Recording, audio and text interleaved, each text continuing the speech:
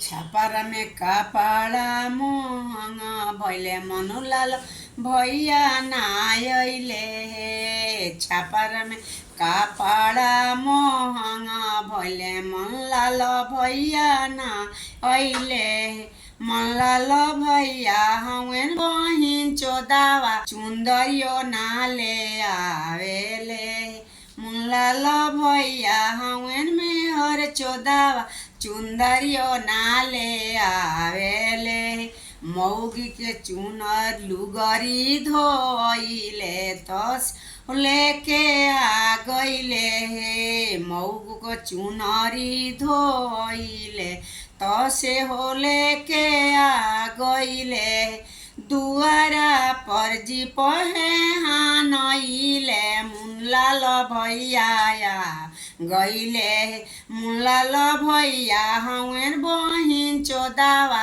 चुंदरियो नाले आवेले मुनलाल भैया हवेन में हर चोदावा चुनरियो नाले आवेल।